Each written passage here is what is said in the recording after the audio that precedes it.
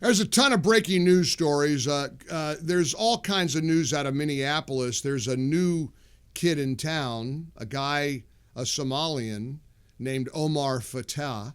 Apparently, Democrats aren't content with just Zohran Mamdani in New York. Now they're looking at transforming Minneapolis.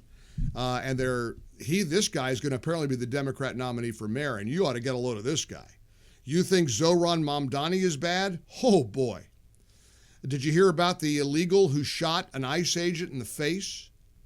The guy that shot the ICE agent apparently been arrested over and over and over again.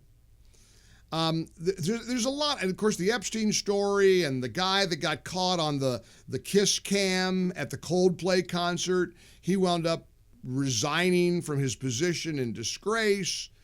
Lots of stories that we could sink our teeth into, but there is nothing, and I mean nothing, as consequential, as important, as significant as what was released Friday by the Trump administration and what we've learned about President Obama and his senior national security team.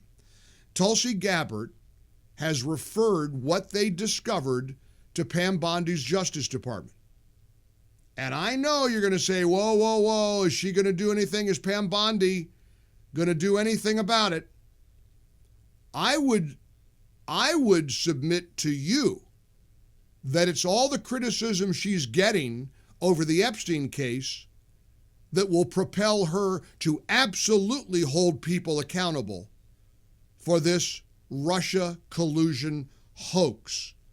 Tulsi Gabbard, according to everything that was released Friday night, Tulsi Gabbard is now telling reporters that this was manufactured intelligence that led to a treasonous conspiracy to commit a years-long coup against the Trump administration. I want you to hear a conversation between Fox News Channel's Bill Hemmer and Matt Taibbi. Matt Taibbi is a veteran investigative journalist, and he had some very intriguing and compelling things to say about this bombshell, and I do mean bombshell with a capital B, that was revealed after we got off the air Friday, and I want to make sure you are well aware of it today on Monday.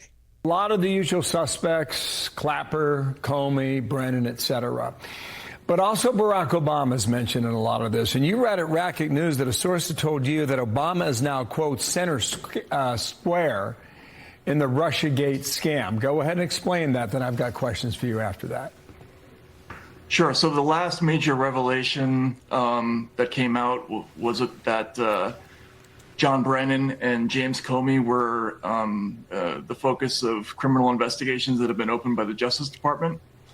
But these new documents that were released by Tulsi Gabbard and the Director of National Intelligence make it clear that the investigation is now aimed at the Obama White House, and in particular at Barack Obama, because of decisions that were made in early December of 2016 to suppress the presidential daily briefing and go ahead and order a new intelligence community assessment that ultimately would have much more aggressive conclusions about Trump and Russia. So a lot of this December of 2016 into January of 2017, I'm assuming also. But Trump's people were in there for 4 years. And the current CIA director had his job for 8 months at the time. Did his people fail him? Why wasn't there more urgency on this and Trump 1.0 as there is now? Yeah, that's a complaint I heard a lot over the weekend from people who have been following this, and even from former officials who are close to Trump. One of them said to me, a former high-ranking Trump official said there was, quote, so much corruption in the last Trump presidency that this shouldn't have been overlooked, that these documents should have come out. Absolutely. But the overall sense I get is that everyone's happy that they finally are coming out, and they're looking forward to what is likely to come out this week. Okay, another question about Russia. Is the allegation they were trying to influence our election, or is the allegation that they actually changed votes? I think we need to be clear on that. What can we say?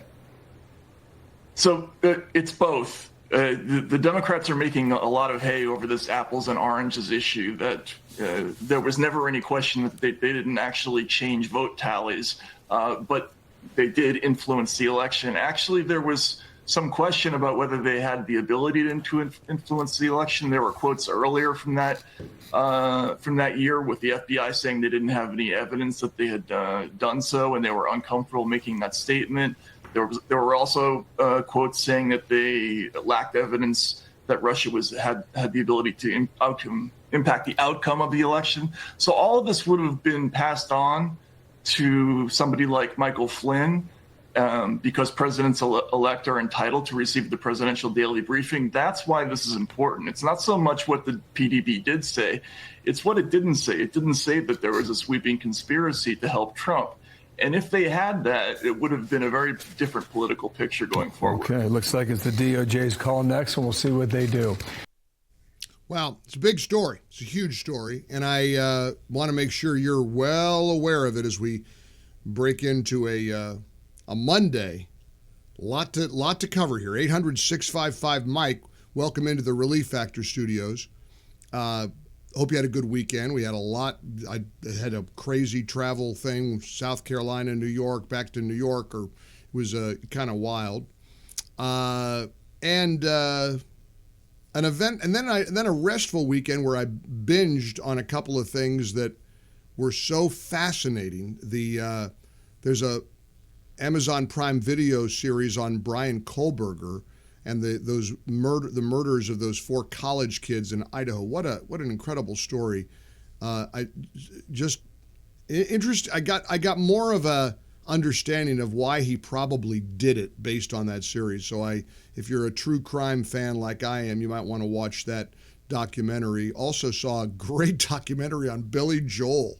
Wow. It's a big epic look at his life, his work, his music. So a lot of good stuff to binge on and and we've got to have a work balance, a life work balance here. We got to we got so much to cover here. But I mean, this is Tulsi Gabbard. Here she was with Maria Bartiromo on Fox News Channel explaining why this story is so profoundly significant. To quote one texter on the MyPillow text line, this would shake our country at its very foundation if confirmed. The implications of this are frankly nothing short of historic.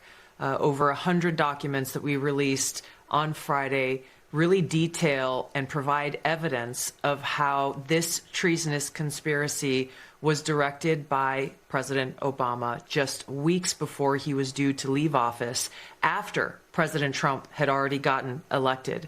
This is not a Democrat or Republican issue. This is an issue that is so serious it should concern every single American, because it has to do with the integrity of our democratic republic. What we saw occur here, as the documents we released detailed, was that we had a sitting president of the United States and his cabinet and leadership team, quite frankly, who were not happy with the fact that President Trump had won the election, that the American people had chosen Donald J. Trump to be the next president, commander-in-chief of the United States. And so they decided that they would do everything possible to try to undermine his ability to do what voters tasked President Trump to do. So creating this piece of manufactured intelligence that claims that Russia had helped Donald Trump get elected contradicted every other assessment that had been made previously in the months leading up to the election that said exactly the opposite, that Russia had neither the intent nor the capability to try to, quote unquote, hack the United States election for the presidency of the United States. So the effect of what President Obama and his senior national security team did was subvert the will of the American people, undermining our democratic republic, and enacting what would be essentially a years-long coup against President Trump, who was duly elected by the American people. Wow, wow, wow, wow. 800-655-MIKE. I had a conversation today with Glenn in Glendale. Fired up. I might play that call back because he's mad. He wasn't mad at me, but he's mad. He's frustrated. He's filled with rage. Nothing's ever going to happen. Republicans don't ever do anything about it. I understand that frustration. I believe this time it's different. I think this time we're going to see some accountability. You think I'm right? Join us, 800-655-MIKE. Call or text your voice front and center coming up on The Mike Gallagher Show.